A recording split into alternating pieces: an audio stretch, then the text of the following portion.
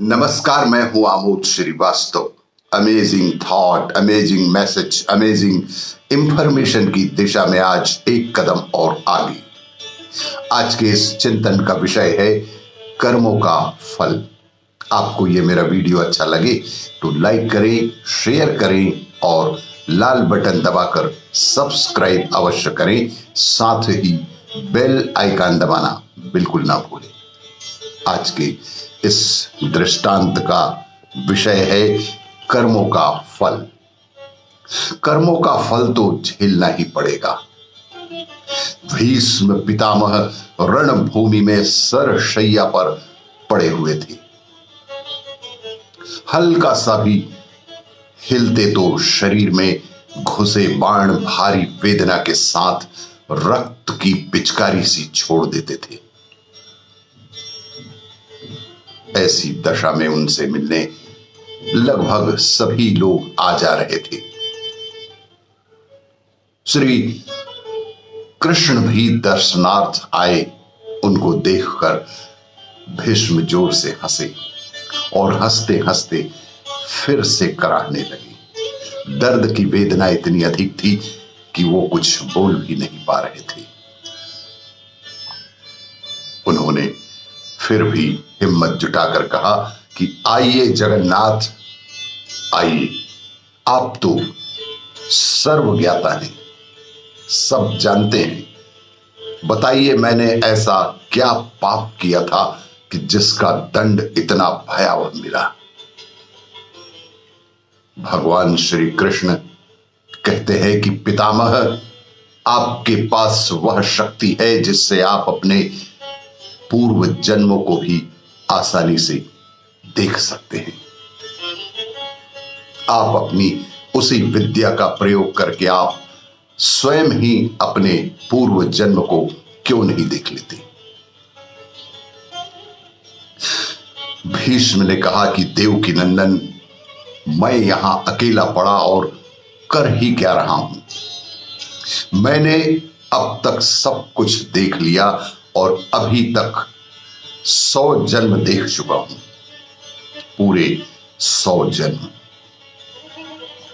मैंने उन 100 जन्मों में एक भी कर्म ऐसा नहीं किया जिसका परिणाम यह हो कि मेरा पूरा का पूरा शरीर बिंधा पड़ा रहे। हर आने वाला क्षण और भी अधिक और तकलीफदायक पीड़ा लेकर आता है। भगवान कृष्ण कहते हैं कि पितामह, आप एक भाव और पीछे जाएं, शायद आपको आपके कर्मों का पता चल ही जाए। एक भाव और पीछे जाकर देखिए पितामह, निश्चित रूप से आपको आपके प्रश्नों का उत्तर स्वयं मिल जाएगा। भीष्म ने ध्यान लगाया और देखा 101 भाव पूर्व वो एक नगर के राजा हुआ करते थे। एक मार्ग से अपनी सैनिकों की एक टुकड़ी के साथ कहीं विचरण को जा रहे थे। एक सैनिक दौड़ता हुआ आया और बोला कि राजन, मार्ग में एक बड़ा सा सर्प पड़ा हुआ है।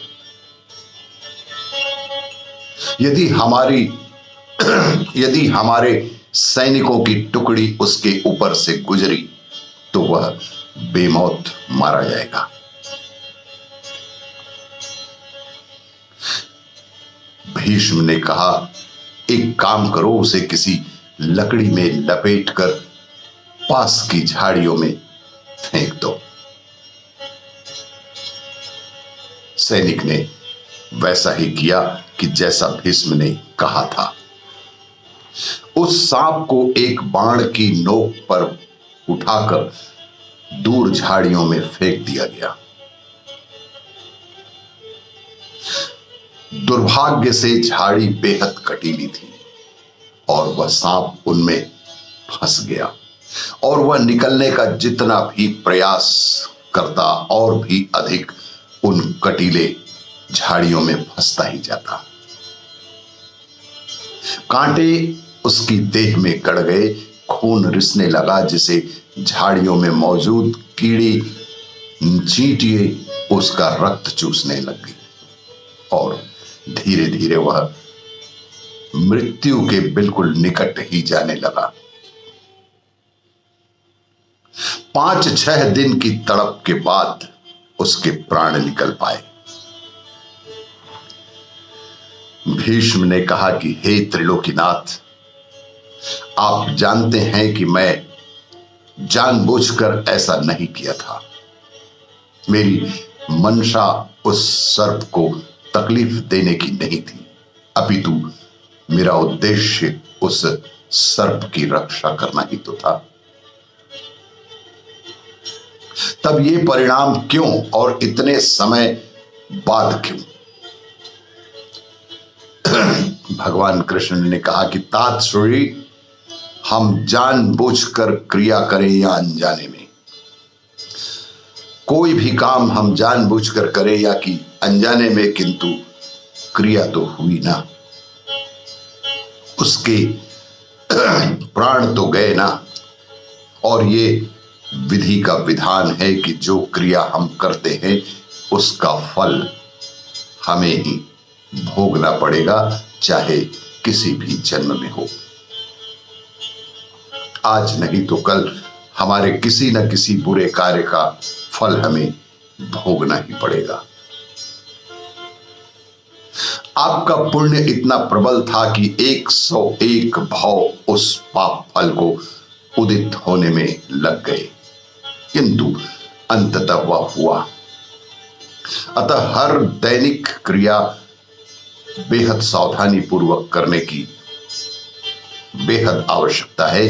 कर्मों का फल तो झेलना ही पड़ सकता है, चाहे वह अच्छा हो या बुरा। आपको यह मेरा वीडियो अच्छा लगे तो लाइक करें, शेयर करें और सब्सक्राइब अवश्य करें। धन्यवाद।